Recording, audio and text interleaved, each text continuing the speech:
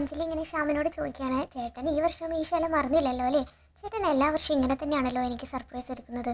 അപ്പോൾ ശ്യാം പറയാണ്, അതെന്തിനാണെന്നറിയോ പൊന്നെ, എൻ്റെ രാജകുമാരിയുടെ മുഖത്തെ നിലയ്ക്കാത്ത ഈ ചിരി കാണാൻ വേണ്ടിയിട്ടാണ്. അതിന് വേണ്ടിയാ പൊന്നെ ഞാൻ ഈ ജന്മം മുഴുവൻ താമസിച്ചിരിക്കുന്നത്. വിവാഹവാർഷികമായിട്ട് പഞ്ചാരവാക്കുകൾക്കൊന്നും ഒരു കുറവില്ലല്ലോ എൻ്റെ ചേട്ടനെന്ന് പറയാൻ കേട്ടോ അഞ്ജലി. ഇതൊരിക്കലും പഞ്ചാരവാക്കുകളാണെന്ന് പറഞ്ഞ് നീ നിസ്സാരമായിട്ട് കളയരുത്. ഇതെൻ്റെ ഹൃദയത്തിൻ്റെ അടുത്തട്ടിൽ നിന്നും തനിയെ ഉത്ഭവിക്കുന്ന പ്രണയനാഥ എന്നൊക്കെ പറഞ്ഞ് വലിയ ഡയലോഗൊക്കെ ഇറക്കുവാണ് കേട്ടോ ശ്യാമ്. അങ്ങനെ പ്രണയത്തോടെ നോക്കി നിൽക്കുന്ന ശ്യാമിൻ്റെ കയ്യിലിരിക്കുന്ന കവർ കണ്ടിട്ട് അഞ്ജലി ചോദിക്കുകയാണ്, എന്താ ഈ കവറിൻ്റെ ഉള്ളിൽ? അത് വെറുതെ ഒരു കാലി കവറ്. അതൊന്നുമല്ല, ഇതെനിക്ക് കൊണ്ടുവന്ന ഗിഫ്റ്റ് അല്ലേ. നീ അങ്ങനെ പറഞ്ഞിട്ടുണ്ടെങ്കിൽ എനിക്കിത് മറുത്തൊന്നും പറയാൻ പറ്റില്ലല്ലോ എന്ന് പറഞ്ഞിട്ട് കവറിൻ്റെ ഉള്ളിൽ നിന്ന് ബോക്സ് എടുത്തിട്ട് കാണിക്കുകയാണ് കേട്ടോ. അത് അഞ്ജലിക്ക് വേണ്ടിയിട്ട് ശ്യാം വാങ്ങിച്ചൊരു സാരി ആയിരുന്നു കേട്ടോ. ഇതെല്ലാം നോക്കി കണ്ട് സന്തോഷത്താൽ മതി മറന്ന് നിൽക്കുവാണ് കേട്ടോ അഞ്ജലി. എന്നാൽ ശ്യാമിൻ്റെ ഉള്ളിലോ ആ നിമിഷത്തിലും ശ്യാം ആലോചിക്കുന്നത് ശ്രുതിനെയാണ് കേട്ടോ. ശ്രുതി ആ സാരിയും ചുറ്റി ഇങ്ങനെ തൻ്റെ ഫ്രണ്ടിൽ വന്ന് നിൽക്കുന്നതായിട്ടാണ് ശ്യാമിൻ്റെ മനസ്സിൽ. പക്ഷെ ഇതൊന്നും അറിയാതെ അഞ്ജലി ഇങ്ങനെ ശ്യാമിൻ്റെ സ്നേഹവാക്കുകളൊക്കെ കേട്ടിട്ട് ഇങ്ങനെ നിൽക്കുകയാണ്. അങ്ങനെ ശ്രുതിയാണ് തൻ്റെ ഫ്രണ്ടിൽ നിൽക്കുന്നതെന്ന് ഇങ്ങനെ മനസ്സിലിങ്ങനെ വിചാരിച്ച് ശ്രുതിയാണെന്ന് സങ്കല്പിച്ചുകൊണ്ട് തന്നെ ശ്യാം ഇങ്ങനെ ഫേസിലൊക്കെ പിടിച്ചിങ്ങനെ പ്രണയത്തോടെ ഇങ്ങനെ നെഞ്ചോട് ചേർത്തൊക്കെ പിടിക്കാൻ കേട്ടോ. എന്നിട്ട് പറയാണ്, നിന്നെ ഇതുപോലെ ഇത്രയും സുന്ദരിയായിട്ട് ഞാൻ ഒരിക്കലും കണ്ടിട്ടില്ല. പക്ഷെ അഞ്ജലി ഇതെല്ലാം അഞ്ജലിനെയാണ് പറയുന്നതെന്ന വിശ്വാസത്തിൽ ഇങ്ങനെ ചേർന്ന് നിൽക്കുകയാണ്. അഞ്ജലി ചോദിക്കുന്നുണ്ട്, എന്ത് പറ്റി ചേട്ടന്? എന്നോടിന്ന് വലിയ പ്രണയമാണല്ലോ. ഇത് കേൾക്കുമ്പോഴാണ് ശ്യാം തിരിച്ചറിയുന്നത്, അയ്യോ എൻ്റെ അടുത്ത് നിൽക്കുന്നത് അഞ്ജലിയാണ്. പെട്ടെന്ന് അഞ്ജലിനെ പിടിച്ച് മാറ്റുവാണ് കേട്ടോ. എന്താ ഏട്ടാ എന്നൊക്കെ അഞ്ജലി ഇങ്ങനെ ചോദിക്കുകയാണ്. എന്താ ഇങ്ങനെയൊക്കെ നോക്കുന്നേ? ഒന്നുമില്ല. ശരി ഏട്ടാ, എന്നാൽ നമുക്ക് റെഡി ആയിട്ട് പാർട്ടി നടക്കുന്നിടത്തൊക്കെ പോയാലോ എന്ന് ചോദിക്കുകയാണ്. അപ്പോൾ ശ്യാം നീ ചെല്ല് എന്ന് പറയാണ് കേട്ടോ. അങ്ങനെ പാവ അഞ്ജലി അതെല്ലാം കേട്ട് അങ്ങനെ പോവാണ്. പക്ഷെ അപ്പോഴും ശ്യാം ഇങ്ങനെ ചിന്തിക്കുന്നത് ശ്രുതിനെയാണ് കേട്ടോ. താനാ വിരിച്ചിങ്ങനെ പൂക്കളിക്കൂടെ ശ്രുതിയുടെ കാൽനടകളൊക്കെയാണ് ശ്യാമിൻ്റെ മനസ്സിലേക്ക് വന്നത്. എന്നിട്ട് ശ്യാം ഇങ്ങനെ മനസ്സിൽ ചിന്തിക്കുകയാണ്, എന്നാലും എൻ്റെ ശ്രുതിക്കുട്ടി നീ എന്നെ കുഴപ്പിച്ച് കളഞ്ഞല്ലോ എന്നൊക്കെ ചിന്തിക്കുകയാണ് കേട്ടോ. അടുത്ത സീനിൽ കാണിക്കുന്നത് ശ്രുതിനെയും പ്രീതിനെയും കേട്ടോ. ശ്രുതിയും പ്രീതി അങ്ങനെ ഓർഡർ നൽകിയ ബേക്കറിയിൽ ചെല്ലുവാണ്. എന്നിട്ട് പറയാണ്, ഓർഡർ നടത്തുന്ന ആ സ്ഥലത്ത് പോയി ഞങ്ങൾക്ക് സെർവ് ചെയ്യാൻ എന്തായാലും പറ്റില്ല. നിങ്ങൾ എന്ത് പറയുന്നേ? നിങ്ങളെ വിശ്വസിച്ചിട്ടാണ് ഞാൻ നിങ്ങൾക്ക് ഓർഡർ ചെയ്തത്. തന്ന സമയത്ത് എന്നെ കണ്ടീഷൻ മുഴുവൻ ഞാൻ നിങ്ങളോട് പറഞ്ഞതല്ലേ എന്നൊക്കെ പറയാണ്. അപ്പോൾ ശ്രുതി പറയണം, അതൊക്കെ ഞങ്ങൾ അംഗീകരിക്കുന്നത്. പക്ഷേ ആ വീട്ടിലേക്കുള്ള ഓർഡറാണെന്ന് അറിഞ്ഞിരുന്നെങ്കിൽ എന്താ, നിങ്ങൾ ഏറ്റെടുക്കുന്നില്ലായിരുന്നല്ലേ? പക്ഷേ ഇത് ഏറ്റെടുത്ത് ഇവിടം വരെ കൊണ്ടെത്തിച്ച ശേഷം ഇനി ആ വീട്ടിൽ കൊണ്ടുപോയി സെർവ് ചെയ്യാൻ പറ്റില്ലെന്ന് പറയുന്നത് എവിടുത്തെ മര്യാദയാണെന്നൊക്കെ ചോദിക്കുകയാണ് കേട്ടോ ഓണർ. സാർ, ആ വീട്ടിലെ ആൾക്കാരുമായിട്ടെന്നൊക്കെ ശ്രുതി ഇങ്ങനെ പറയാണ്. നോക്ക്, ആ വീട്ടുകാർ നിങ്ങളുമായിട്ടുള്ള പ്രശ്നമൊന്നും ഞങ്ങൾക്ക് അറിയേണ്ട കാര്യമില്ല. ആർക്കാണ് ഓർഡർ കിട്ടിയത് അവർക്ക് ആ സ്ഥലത്ത് തന്നെ ഓർഡർ കൊടുക്കുകയും വേണം, സെർവ് ചെയ്യാനും ഞങ്ങൾ പറയാറുണ്ട്. നിങ്ങളോടും ഞാൻ അതേ ആവശ്യപ്പെട്ടുള്ളൂ എന്ന് പറയാണ് കേട്ടോ. സാർ, ഇത്തവണത്തേക്ക് ആരെങ്കിലും പോയി നോ അതൊന്നും പറ്റത്തില്ല. ഇവിടുത്തെ കാര്യങ്ങൾ തന്നെ ചെയ്യാനേ ഇവിടെ വേണ്ടത്ര ആളില്ല. അപ്പോഴാണ് ഇനി അങ്ങോട്ടേക്ക് പറഞ്ഞേക്കുന്നത് എന്നൊക്കെ പറയാൻ കേട്ടോ കടയിലുള്ള ആൾ. ഈ ഓർഡർ നിങ്ങൾ തന്നെ സെർവ് ചെയ്തേ പറ്റുള്ളൂ. അതിന് സമ്മതമാണെങ്കിൽ മാത്രം സാധനം ഇവിടെ വെച്ചാൽ മതി. അങ്ങനെ ആകെ ധർമ്മസങ്കടത്തിലായിരിക്കുകയാണ് കേട്ടോ ശ്രുതിയും പ്രീതിയും. ശ്രുതി അങ്ങനെ പെട്ടെന്ന് ഇങ്ങനെ നടന്ന് നീങ്ങുമ്പോൾ പ്രീതി ചോദിക്കുന്നുണ്ട്, നീ എന്ത് ചെയ്യാൻ പോവാ? ഇല്ല ചേച്ചി, എന്നെക്കൊണ്ട് പറ്റില്ല കടലമിഠായിയുടെ മുമ്പിൽ പോയി നിൽക്കാൻ വേണ്ടിയിട്ട്. ചേച്ചീനെ ഞാനതിന് സമ്മതിക്കില്ല എന്നൊക്കെ പറയാൻ കേട്ടോ. അതിനല്ലല്ലോ ഞാൻ അയാളുടെ ജോലി ഉപേക്ഷിച്ച് ഞാൻ ഇങ്ങനെ ഒരു ബിസിനസ് തുടങ്ങിയത്. ഈശ്വര, എന്തൊരു വിധിയെ ഇത്. എവിടെ എങ്ങനെയൊക്കെ തൊഴിഞ്ഞാലും ഒടുവിൽ അയാളുടെ കടലിൽ തന്നെയാണല്ലോ ഈ ഭാഗ്യം കെട്ടവരുടെ വഞ്ചി അടക്കുന്നതെന്നൊക്കെ പറയാൻ കേട്ടോ. ചേച്ചി നോക്കിക്കോ, ഇത്തവണ എന്തായാലും അയാളുടെ വീട്ടിലേക്ക് ഞാൻ ഈ പലഹാരം കൊണ്ടുപോകില്ല. നോക്കൂ ശ്രുതി, നിനക്ക് എന്ത് വേണമെങ്കിലും ചെയ്യാം. പക്ഷേ നമ്മുടെ സാഹചര്യം കൂടി മനസ്സിലാക്കിയിട്ട് വേണമെന്നേ എനിക്ക് പറയാനുള്ളൂ. നിനക്കറിയാലോ, ഇത്രയും പലഹാരങ്ങൾ ഉണ്ടാക്കാൻ വേണ്ടിയിട്ട് അമ്മയുടെ സ്വർണ്ണം നമ്മൾ പണയം വെച്ചേക്കുന്നത്. അത് മാത്രമല്ല, നമ്മൾ ഇത്രയും അധ്വാനം ഉണ്ടല്ലോ, അതൊക്കെ പൊട്ടിന്ന് വയ്ക്കാം. നമ്മൾ എന്തിനു വേണ്ടിയിട്ടാണ് ഈ ബിസിനസ് തുടങ്ങിയത്? അച്ഛക്ക് നഷ്ടപ്പെട്ടു പോയ കട തിരിച്ചു പിടിക്കാൻ വേണ്ടിയിട്ടല്ലേ? നിസ്സാര കാര്യങ്ങൾക്ക് വേണ്ടിയിട്ട് നീ തന്നെ ഇതെല്ലാം കണ്ടിട്ട് വെക്കുകയാണെങ്കിൽ പിന്നെ ഞാൻ എന്താ പറയുക? ചേച്ചി, അതൊക്കെ എനിക്ക് മനസ്സിലാവും. പക്ഷേ ഇതൊരു നിസ്സാര കാര്യമായിട്ട് എനിക്ക് കാണാൻ പറ്റില്ല ചേച്ചി.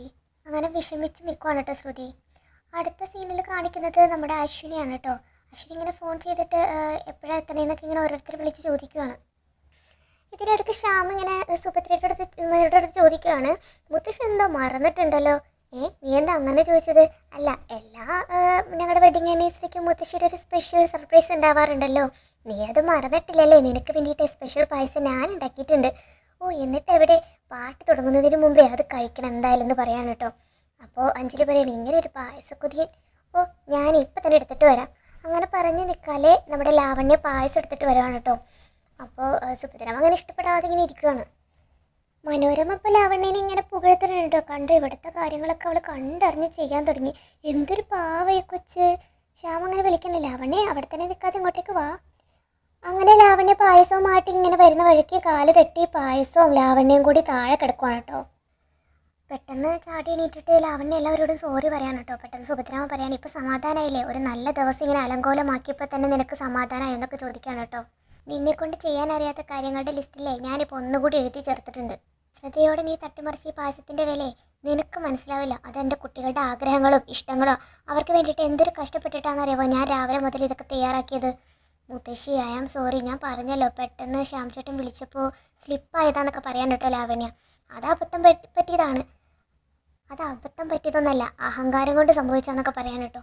അപ്പോൾ അശ്വിൻ പറയേണ്ട, മുത്തശ്ശി ലാവണ്യ സോറി പറഞ്ഞില്ലേ? ശ്യാമും പറയാണ്, പോട്ടെ മുത്തശ്ശി, ഇതൊന്നും വലിയ കാര്യമാക്കണ്ട. എന്നാലും ശ്യാമോനെ ഞാൻ നിനക്ക് വേണ്ടി അതിനെന്താ ഇത്തവണത്തെ മുത്തശ്ശിയുടെ സ്പെഷ്യൽ പായസത്തിന് പകരം ഞാൻ മുത്തശ്ശിക്ക് ചെറിയൊരു ഫൈൻ അടിക്കാൻ പോവാം.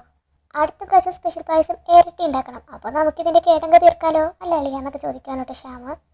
പക്ഷേ ആരുടെ മുഖത്ത് പ്രസാദമൊന്നുമില്ല കേട്ടോ. എല്ലാവരും ഇങ്ങനെ വിഷമിച്ച് നിൽക്കുകയാണ്. അഞ്ജലിയും ആ മുത്തശ്ശീനെ സമാധാനിപ്പിക്കുന്നുണ്ട്. പോട്ടെ മുത്തശ്ശി, ലാവണ്യ നമ്മളെ സഹായിക്കാൻ നോക്കിയതല്ലേ, കണ്ടറിഞ്ഞ കാര്യങ്ങൾ ചെയ്യാൻ നോക്കുന്നത് നല്ല കാര്യമല്ലേ, ഇനി മുതൽ ലാവണ്യ ശ്രദ്ധിച്ചോളൂ എന്നൊക്കെ പറയാൻ കേട്ടോ. അങ്ങനെ മുത്തശ്ശി പറയാണ്, എല്ലാവരും പറഞ്ഞതുകൊണ്ട് ഞാൻ കൂടുതലൊന്നും പറയണില്ല, ഇനിയെങ്കിലും എല്ലാ കാര്യങ്ങളും കണ്ടറിഞ്ഞൊന്ന് ചെയ്യാൻ ശ്രമിക്കുക കുട്ടിയെന്ന് പറയാൻ കേട്ടോ.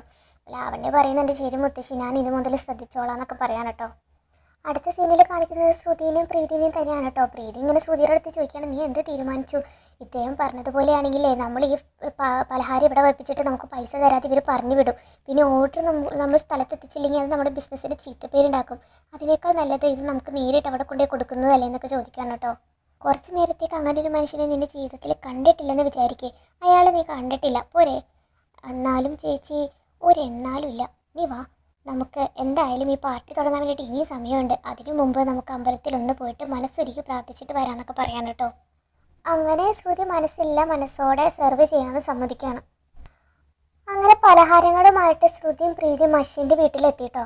അവിടെ ആരും കാണുന്നില്ല. അപ്പോൾ പ്രീതി ചോദിക്കുന്നുണ്ട്, ഈ സ്വീറ്റ്സൊക്കെ നമ്മൾ ആരെ ഏൽപ്പിക്കണ്ടേ? അവിടെ രാമേട്ടൻ എന്ന് പറയുന്ന ഒരാളുണ്ട്, മുത്തശ്ശിയുടെ കാര്യസ്ഥനാണ്, നമുക്ക് ആ അങ്കിളിനെ ഏൽപ്പിച്ചിട്ട് എത്രയും പെട്ടെന്ന് ഇവിടുന്ന് പോകാമെന്ന് പറയാൻ കേട്ടോ. അതെന്തിനാ? നമ്മളതിനെ ഇത് സെർവ് ചെയ്യണമെന്നല്ലേ പറഞ്ഞേക്കുന്നേ? അതൊക്കെ ചടങ്ങിന് മാത്രം പറഞ്ഞതാവും ചേച്ചി, പാർട്ടി എത്തിയ മുമ്പ് നമുക്ക് എന്തായാലും ഇവിടുന്ന് പോകാമെന്നൊക്കെ പറയാൻ കേട്ടോ. ഇതുവരെ ആ കടലമിഠായി ഇവിടെ ഒന്നും വരാതിരുന്നാൽ മതിയായിരുന്നു എൻ്റെ കൃഷ്ണ എന്ന് പറഞ്ഞിട്ട് പലഹാരമൊക്കെ ആയിട്ട് ഇതിനകത്തേക്ക് കയറാൻ ശ്രമിക്കുകയാണ് ശ്രുതി. പെട്ടെന്ന് ഇങ്ങനെ ഫോൺ ചെയ്ത് നിന്ന അശ്വിൻ്റെ മനസ്സിലിങ്ങനെ എന്തോ ഫീല് വരാൻ കേട്ടോ. ശ്രുതി ഇവിടെ എവിടെയോ ഉള്ളതുപോലൊരു ഫീല്.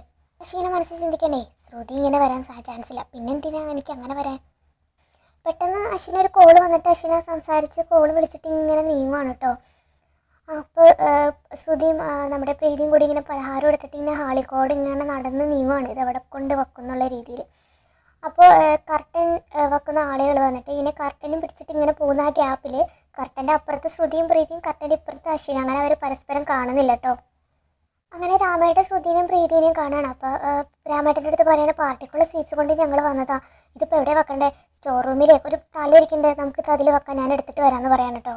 അപ്പോഴേക്കും മുത്തശ്ശി നമ്മുടെ രാമേട്ടനെ വിളിച്ചിട്ട് രാമേട്ടൻ അങ്ങോട്ടേക്ക് പോവാണ്.